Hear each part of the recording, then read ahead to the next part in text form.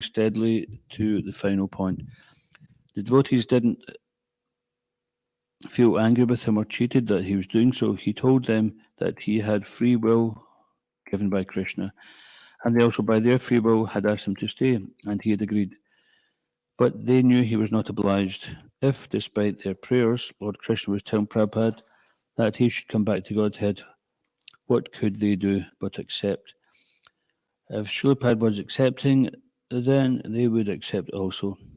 Nothing, however, could change the fact of their surrendered love. It had now become a solid pact that could not be vanquished by any material changes. They had passed the test of eternal loving service, and that could not be taken away by death. Srila Prabhupada ki jai. There was one devotee called Bhagavat who was there when Prabhupada was passing around that time, and these conversations were going on, and the devotees were saying, they were trying to decide, is it up to you or is it up to Krishna? And Prabhupada would say, it's up to Krishna. And then say, well, can you ask Krishna? And you say, well, Krishna said it's up to me. And then when they ask that, can you say, he'd say, well, it's up to Krishna. So sometimes, because of the devotee, one of the first symptoms of pure devotional service is that it attracts even Krishna. Krishna is known as all attractive. And by one's devotional service, one can attract even Krishna. And sometimes Krishna is so attracted by this devotee's service that he just takes him back to the spiritual world. He cannot be without him any longer. Om Namo Bhagavate Vasudevaya. Om Namo Bhagavate Vasudevaya. Om Namo Bhagavate Vasudevaya. From Srimad Bhagavatam, Canto 7, Chapter 2, entitled Hiranyakashipu, King of the Demons, Text 2. Aha Chedam Rusha Purna. Aha Chedam Rusha Purna. Sandashta Dashana Chada. Sandashta Dashana Chada. Kopojvalabdyam Chakshurbyam. Kopojvalabdyam Chakshurbyam. Nirikshan Dumran Ambaram. Nirikshan Dumram Ambaram. Aha Chedam Rushapurna. Sandashta Dashana Chada.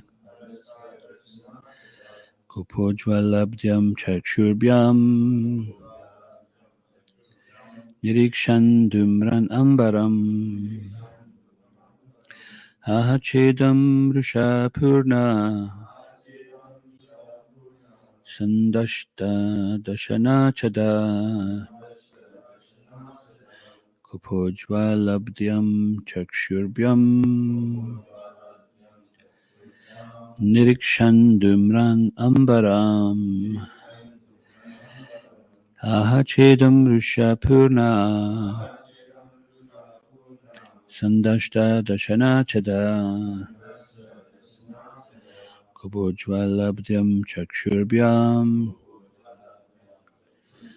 Nirikshan Dumram Ambaram. Please chant.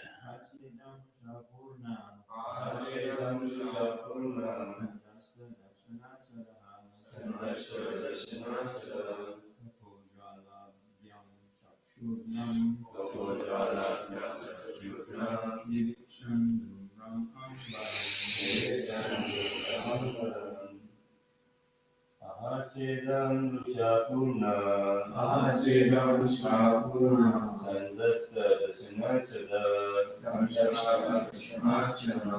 Kopojvaladnyam Chakshurnyam. Kopojvaladnyam Chakshurnyam. Nirikshan Dumramambaram. Nirikshan Dumramambaram. Achiram Shapuna,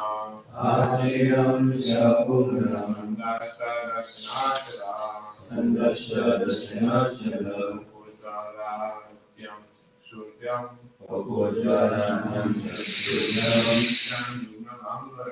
Nirikshantum Brahmambaram, Achiram Shapuna,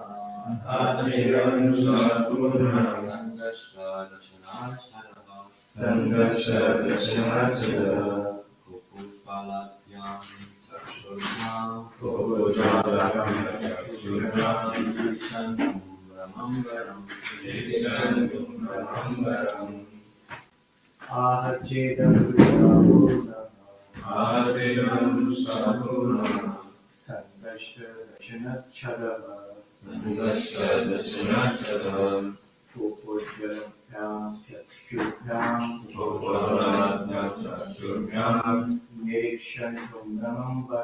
Nirikshantum Brahmambaram. Ladies, Ahachedam Shapuna, Sandashta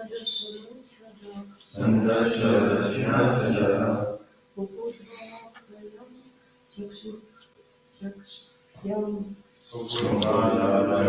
Chakshurvyam, Nirikshantum Brahmambaram.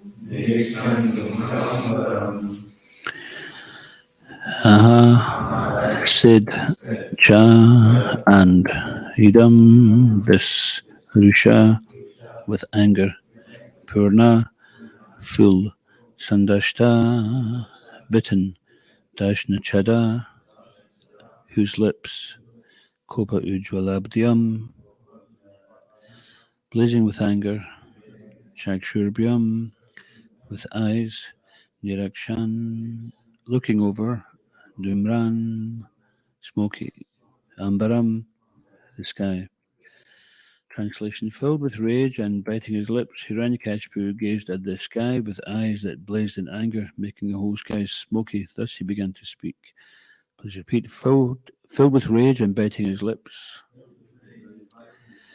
Hiranyakashipu gazed at the sky with eyes that blazed in anger, making the whole sky smoky. Thus he began to speak. Srila Prabhupada's purport. As usual, the demon is envious of the Supreme Personality of Godhead and inimical toward him. These were in Hiranyakashipu's external bodily features as he considered how to kill Lord Vishnu and devastate his kingdom Vaikuntha Loka. Om Agyanatamarandasya Gyananjana Salakaya Chakshunna Tamyana Tasma Shri Gurave Namaha Kam Karoti Vachalam Pangam Lagayate Gramya Kripatamam Vande Shri Dinataranam Jai Shri Krishna Chaitanya Prabhu Shri Advaita Gadadhara Shri Vasadi Gaura Bhaktivinoda Hare Krishna Krishna Krishna Hare Hare Hare Rama Ram Ram Hare Hare.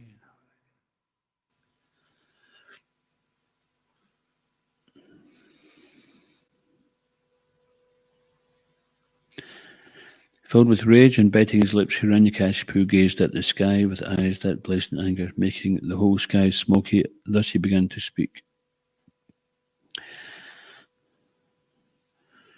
So then, Srila Prabhupada mentions here, these were Hiranyakashipu's external bodily features as he considered how to kill Lord Vishnu and devastate his kingdom, Vaikuntha Loka.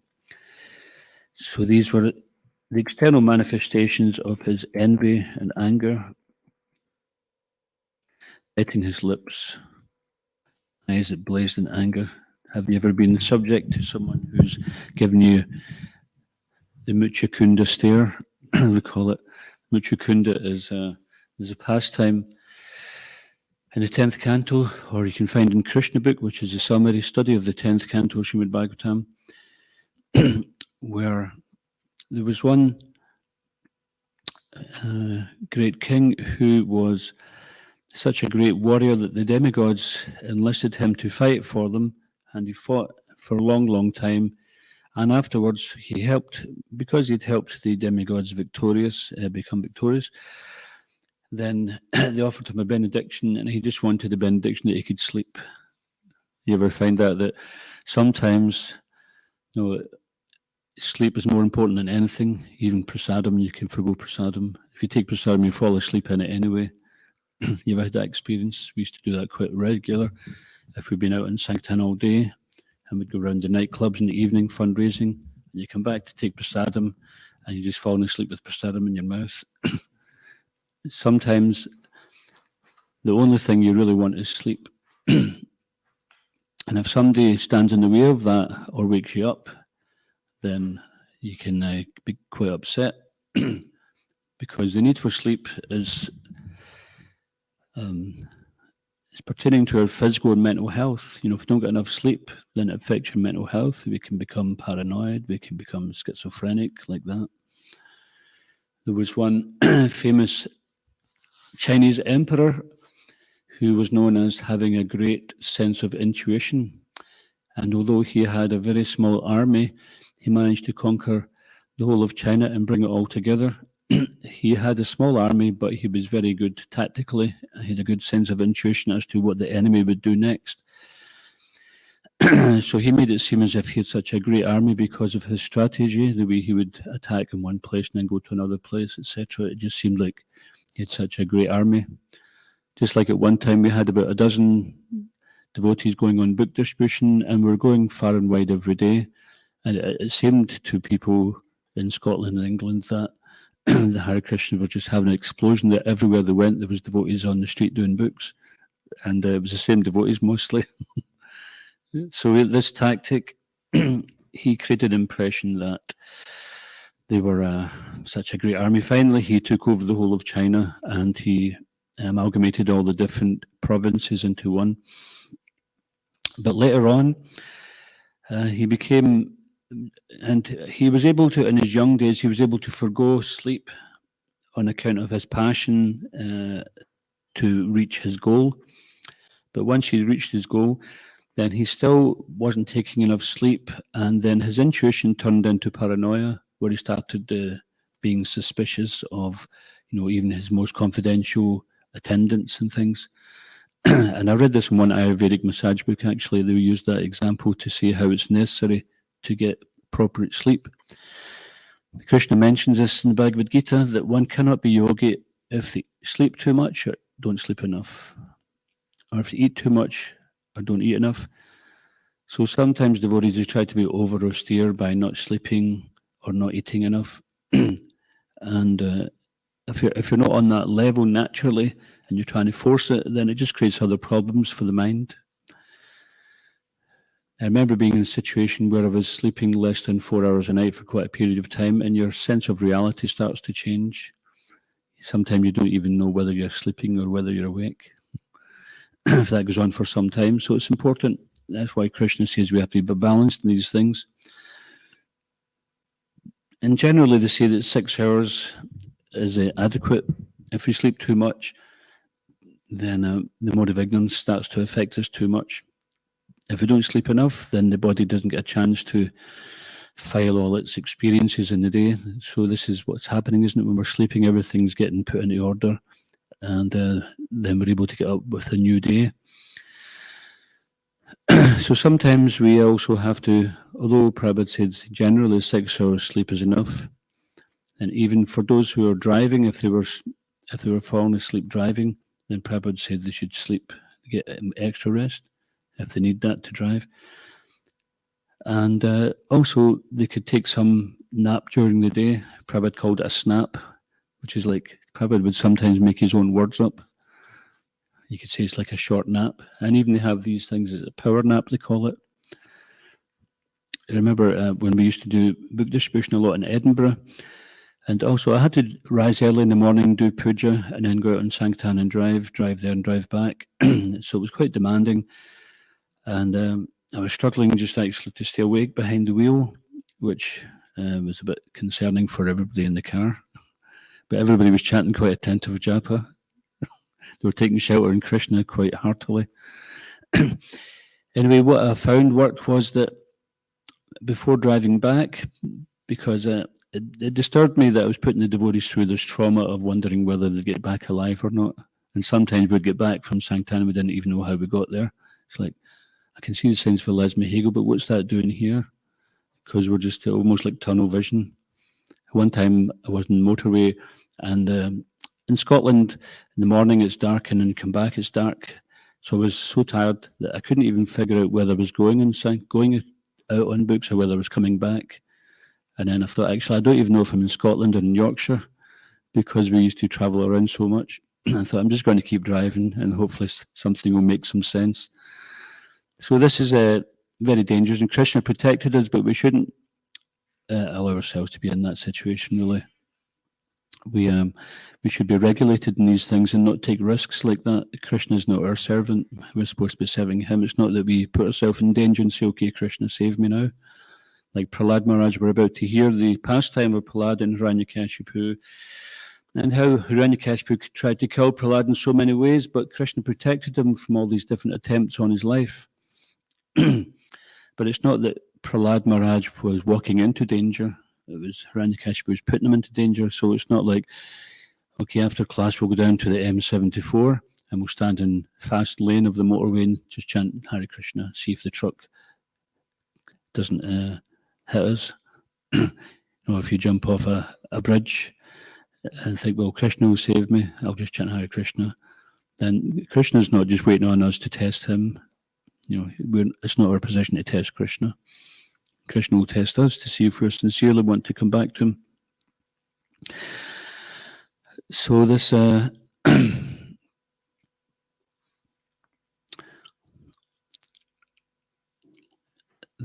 great, the point of that was that he started off with some intention, and this emperor, he then ended up becoming unable to function.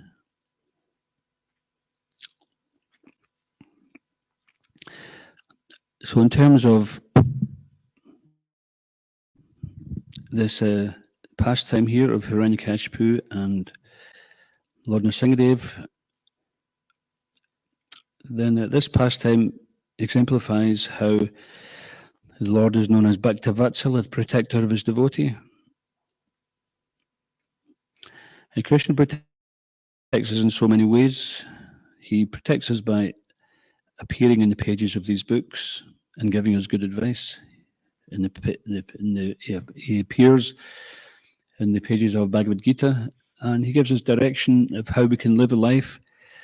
This material world, padam padam yadvi padam, there's danger at every step. And we should know that. And Krishna is saying, if you know that, then you won't be surprised by anything which happens in this world. Especially in Kali Yuga, this age we're living in is known as Kali Yuga, or the age of quarrel and hypocrisy. And this age is characterized, can anybody list some of the wonderful characteristics of the living entities in Kali Yuga? Lazy. Yeah. What else? Always disturbed. Well, it lists a few things, and then it says, above all, always disturbed.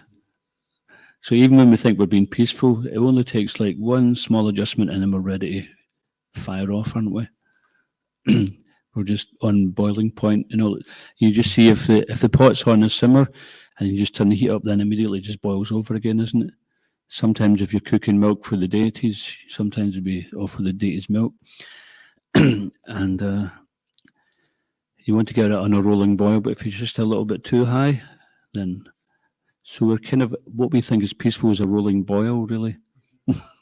We're thinking that we're peaceful, and something disturbed. If our peace is disturbed easily, it means that that it's not very deep.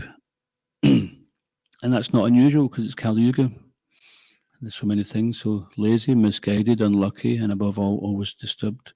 So misguided. The people we're looking to for knowledge, I mean, people who are posing as authorities, they're misguiding us. They're not giving us real knowledge. Where is an institution in the universities or colleges that deals with the science of the soul? It's not there, is it? They deal with so many things, medical sciences, technological sciences, social sciences, but what about the science of the soul? Our very essence of life? They're missing that. So this is called Naradama. there's 4 types of people who don't surrender to Krishna, and Naradama is one of them, which means that they have all material facilities. They want to enjoy the kingdom of God without God. They have great social systems, care systems, so many systems in place, but they don't have any knowledge of the higher understanding of life. They don't have any knowledge of what is the essence of life, what is the spiritual nature, and therefore everything they're doing is, or what they're presenting in forms of education, is simply educating us in ignorance, ignoring our essential need, which is Tato Brahma Jigyasa.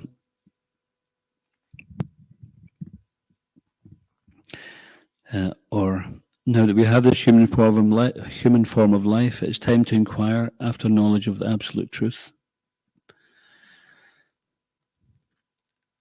But where can we inquire? I know one devotee who went to Glasgow University and he studied psychology. And after the first year, it was philosophy he studied. And after the first year, then he gave it up because he'd grown up. His father was a bit of a hippie and he had Prabhupada's Bhagavad Gita. So he grew up in a house where Bhagavad Gita was there and he understood, what was philosophy. So when he was questioning the teacher says, "Oh, we're not trying to come to some conclusion here. You just have to remember it." He thought, well, I could remember anything, then it's just a test of memory. Then I may as well just learn, anything. It doesn't matter. So, and this is the case that you get some kind of diploma. It doesn't really matter what it's in for many jobs, as long as you've got a bit of paper that says you remembered lots of stuff, and you sat an exam where you remember lots of it and churn it back out again. And my own wife, she was also studying computer. She didn't have a clue of computer. She was able to memorize it all and pass the test, but she was none the wiser. If you stuck a computer in front of her to fix, she wouldn't know where to start. But she knew how to answer all the questions perfectly. She did really well. But she didn't have a clue practically what to do. And so she was quite wisely. Can she? If she wanted to. But she won't be, that's why I'm speaking.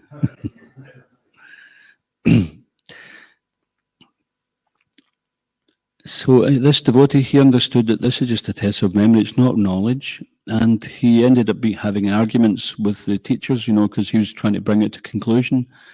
And they weren't interested in the conclusion. So that was the best that he could find, because being brought up in a household where there were Bhagavad Gita was there and he was familiar with it, then he thought, okay, get further education, maybe philosophy is about the best thing which is available. So when he went to study that, then it was fruitless and it was futile. So then he joined the temple, became a devotee.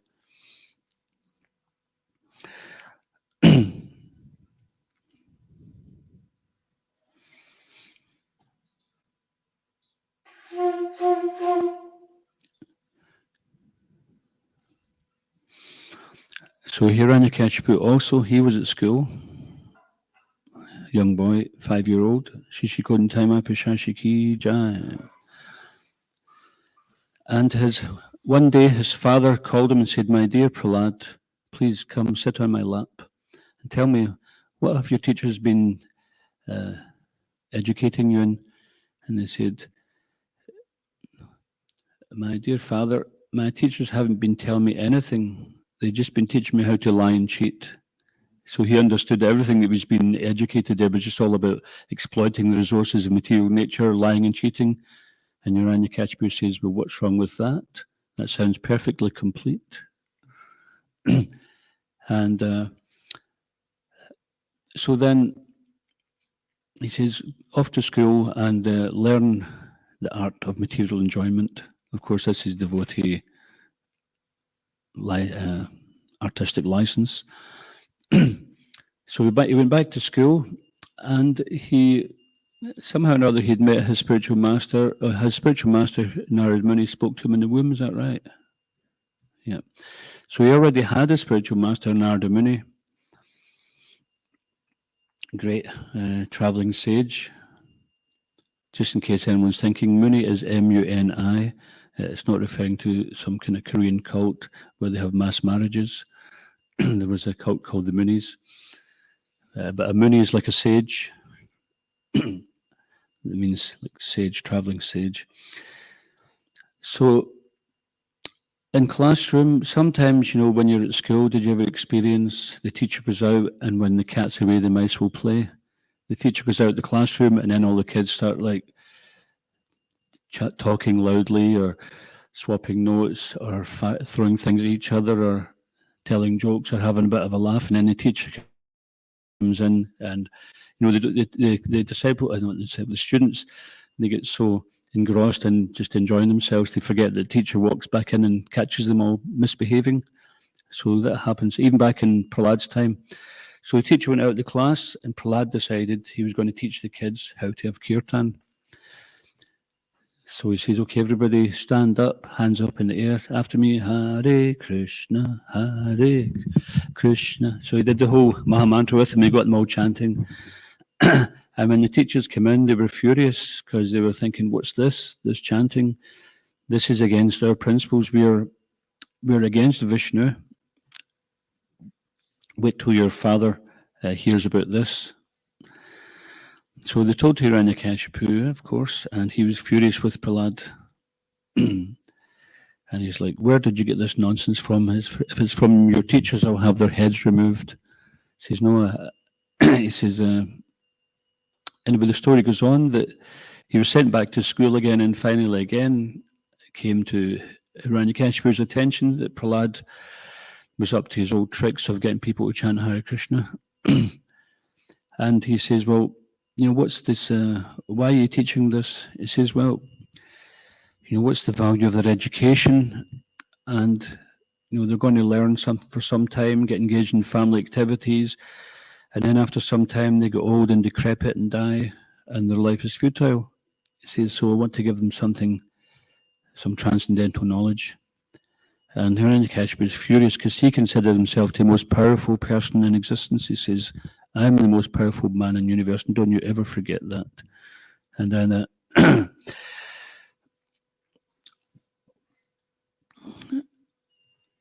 so at one point, then Hiranyakashipu decides he's going to kill his son because he's incorrigible. He cannot be straightened out. They think he's such an embarrassment that I'm going to finish him off.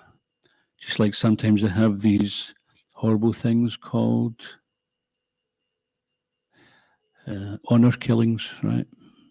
Some people consider there's some kind of culture that if their child is an embarrassment or their spouse is an embarrassment, better to kill them. So this is, we can see this is a demoniac thing. This is not some kind of religious thing.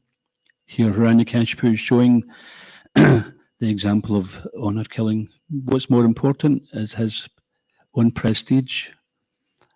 And his prestige is only there because he's got so many people in fear.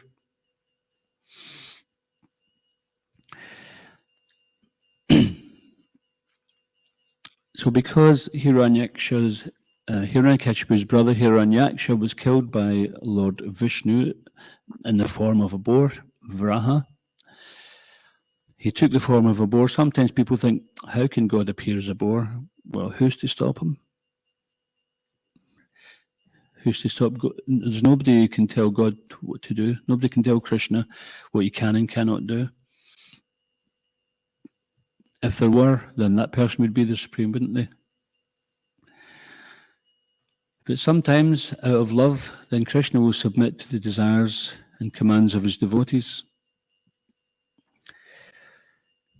One time, I think it was Uddhava, was in Vrindavan, and Uddhava was a great devotee of the Lord, so much so that he looked like Krishna, and even people would mistake him to be Krishna. He was so effulgent, etc. But he went to witness the Vrindavan Vasis, the inhabitants of Vrindavan, and in Vrindavan, the devotees there, they have different relationships with the Lord. Sometimes they appear as friends or as elders. One time somebody was chastising Krishna, and Uddhava says, what's this? You can't do that. Why are they treating you like that? And he says, no. Krishna says, no, I enjoy this. I enjoy this chastisement from these devotees. So we shouldn't prematurely, though, think that we can come into the temple and start chastising the deities. The prasadam is terrible. What's this? What's this nonsense you're serving? Or we shouldn't treat it like that. First we have to deserve and then desire.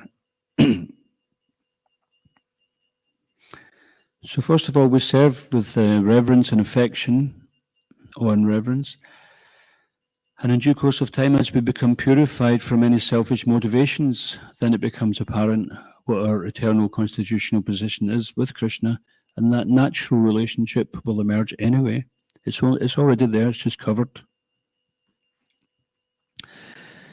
So temporarily, Hiranyakashipu is assuming the role of a demon. He's actually a great devotee, eternal servant of the Lord, and so was Hiranyaksha. But because he's taking the part of a demon and he's playing it very well, then he's enraged that Lord Vishnu in the form of Varaha has dispatched his brother Hiranyaksha. So he decides, sworn enemy, he's going to finish off Vishnu and anyone who's got anything to do with him. And typically we'd see, along with Ravan, Hiranyakashipu, other demons, they would understand that Vishnu is, he's fed by the sacrifices of the Brahmins. So if we stop the Brahmins doing sacrifices, we'll be able to smoke out Vishnu, we'll be able to starve him. He'll wither away because he's subsisting on the sacrifices, so we stop the sacrifices. So this is a material intelligence. They don't understand that Krishna is form is Satchidananda, eternal, full of bliss and full of knowledge. So eternal, not depending on any type of material condition. So just in Bhagavad Gita, 2nd chapter, Krishna is explaining the soul cannot be withered by the wind, moistened by water, burned by fire. It's indestructible, immutable, eternally the same. So only the body is changing.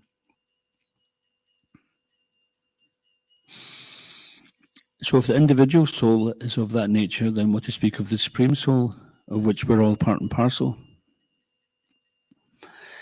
So the beginning of the purport of Prabhupada says here, as usual, the demon is envious of the Supreme Personality of Godhead and inimical toward him. So as usual means that typically this is what categorizes one as a demon, that they're envious of the Supreme Personality of Godhead. Even sometimes people wear tilak and neck beads, and they're known as if their behavior is demoniac, what are they known as? Kali, Chela. Kali means this age of Kali, or age of quarrel and hypocrisy. And Chela means disciple, that they may appear like a devotee, but they're disciple of Kali. So of course we don't want to get too introspective about that and get down on ourselves, because we all have some disqualification. But if a little introspection is good, but if there's too much introspection, then it can become paralysis by analysis. We analyze ourselves so much that we are afraid to make any decision, afraid to do anything.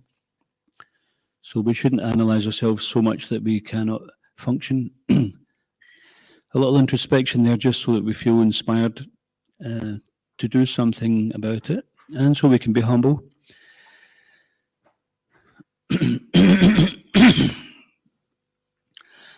So these two shining qualities, as usual, as Prabhupada says here, the demon is envious and inimical towards the Supreme Personality of Godhead. So envious means that there's a difference is pointed out between jealousy and enviousness. Can anyone say what is the difference between jealousy and envy? I'm sure somebody knows it. What's the difference between jealousy and envy? Is it the same thing? Is it different? Is it the same word for a different, same word, different word, same thing? Okay. Anything else? Jealousy means you have something and I want it, or you have some situation and I don't have it. But envy, I think, is more active. Yep.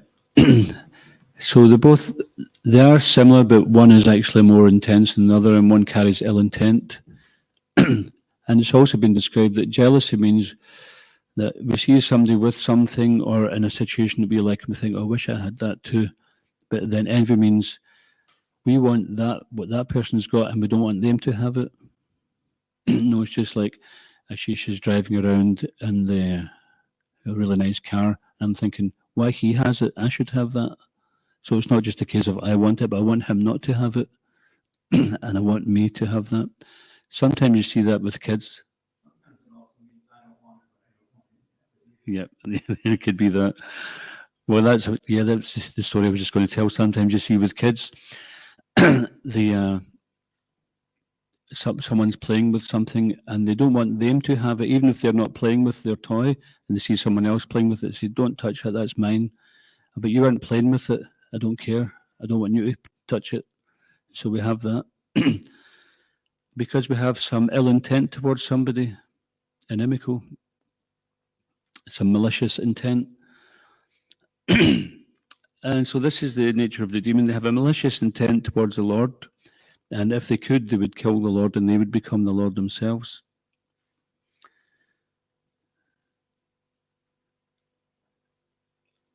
So sometimes people tend to think, well, I don't think there should be any supreme being. And that means that they want to be the supreme being. Just like they have this, I was once approached on the street, I've mentioned it before, that there's one chap come up to me and he says, "I don't think you should be on the street proselytizing and giving out your ideas. I think you should just keep your beliefs to yourself." And so I said, "So you really believe that?" And he said, "Yeah, I do." I said, "So why are you coming telling me? Practice what you preach. You're entitled to your belief. Your belief is you don't think I should share my beliefs, so practice it by not coming and speaking to me. And I believe I should share, so I'll do what I do, and you do what you do, and we'll all be happy."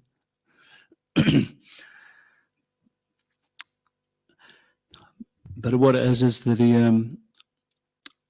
he doesn't want anybody to say anything which is going to make him think other than the way he wants to think. So it's one thing with being liberal, but they say that when liberalism is taken to extreme, then it becomes fascism. That everybody should have opinion. Now that everyone's having an opinion, then my opinion's the only opinion, it should be heard. So this is the danger of extremism. Things can go extremely one way or another.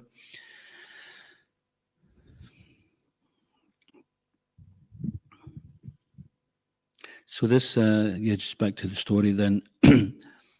This devotee Muchukunda, he was granted the benediction that he could sleep. So he went to this cave and he slept for many, many years. And Krishna knew he was there, being all-knowing, Vishnu, all-pervasive. Then there was one king who was battling with 17 times, I think it was. What was his name? Who? Was it Jarasandha who followed him into the cave? Kalyavana. It's Kalyavana. Kalyavana was one who, Krishna, he was known as Ranchor, the one who fled from the battlefield. So Kalyavana was fighting with Krishna, and Krishna, for some reason, decided he wanted to lead Kalyavana into this cave. So he pretended he was being defeated and ran away from the battlefield. And when he ran into this cave where Muchukunda was sleeping, he knew that he had the benediction that whoever woke him up untimely would be burnt to ashes by his gaze. So when he went into the cave, then he kicked Muchukunda, ducked out the road, and when Muchukunda woke up and he seen Kalyavana, then he got zapped. So that was, that's how I remember it anyway. And then, so the point is that sometimes if someone is very angry, then they can, you can feel the anger through the eyes. When we feel it ourselves, sometimes your eyes become burning, isn't it? If you get really angry, your eyes burn. Or even tears of anger considered to be hot tears, isn't it? So these are some of the symptoms which have been described here. Biting of the lip and anger. Elsewhere in Bhagavatam, it talks about fists clenched and kicking. If you ever experience yourself getting really angry, these are some of the symptoms which happen naturally. It just happens when we feel like that internally, then externally it manifests in different ways. So Hiranyakashipu was exhibiting this, and he's just about to speak.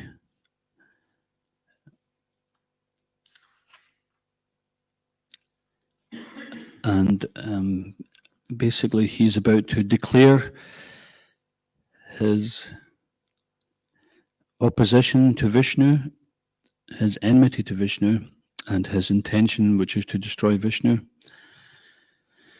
And of course, many have tried it, and they haven't managed. And even nowadays, people try to deny the existence of God, but and sometimes they do. They try to do it through science, etc. But there are a group of scientists also who are actually quite honest. A science means truth, isn't it? It means truth. So you can't call something science if it's not truth. Sometimes people are saying, well, the scientists say this, so it must be true. Well, just because they say there's a scientist doesn't mean they say that it's true. It actually has to be true.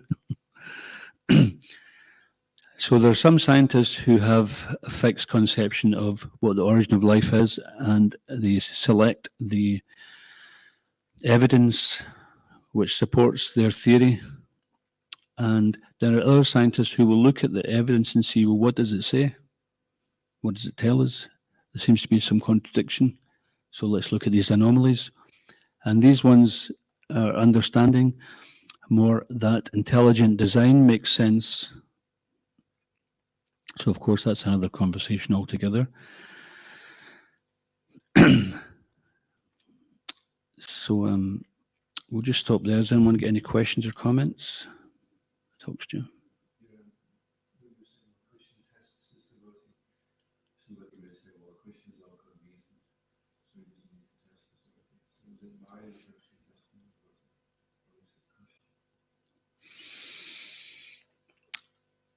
So Maya, through Krishna's, she's Krishna's servant, and her job is to see if we're sincere. She's like the gatekeeper. So just like if you go to a nightclub and if you don't have the qualifications to get in, namely you're on a guest list and you've got some money to spend, then you don't get in. But if you're not on the guest list and you happen to pull out a lot of money, you might get in. Or somebody comes to the door if you're not on the guest list and somebody says, oh, let them in, that's okay. But they won't let you in unless you've got some qualifications, so you have to prove that you've got the criteria to enter. So this is what Maya's service is. She doesn't take great pleasure in doing this service, but she does it very well. And her service is to make sure that living entities don't create a disturbance in the Lord's pastimes. Prabhupada mentions that, I can't remember where, but I remember reading that that's her service, is to make sure that the rebellious living entities basically don't gate crash the party and cause a problem. Because you just imagine now, right, someone says, okay, you can go back to Krishna right now, and say, okay, that's fine. And you get them, like, I'm a bit tired, can I go and crash out somewhere? Or, when's prasadam? Never mind that, we're going for a rasa dance, but I want prasad. Or why do I have to do everything Krishna wants? What about what I want to do for a change? It wouldn't work with it. It would just be disharmony. But the spiritual master qualifies us when we say, those who surrender into me easily cross beyond this ocean. So Daivihi Shagunamaya, Mama Maya Duratya, Mam Evamaya Prapadyanti, Mam Etam Tarantite. This divine energy of mine is very difficult to overcome. So we cannot overcome Maya. We try to lord over. But those who have surrendered unto me can easily cross beyond it. So when we surrender to Krishna, then Krishna says, okay, Maya, I can take care of this one. So when we declare that we are a devotee of Krishna, then we become under his personal care. And the spiritual master's care as well. He's qualifying us. The spiritual master is the key to the door. You might get to the door, but unless you've got the key, you're not going any further.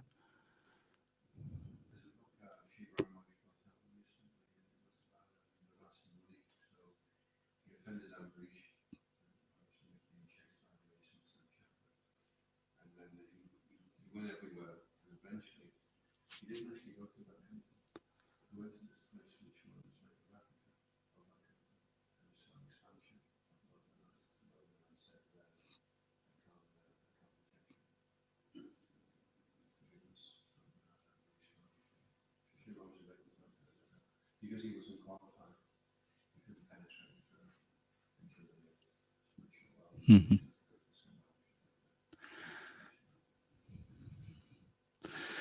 Yeah, so we can't force our way into that.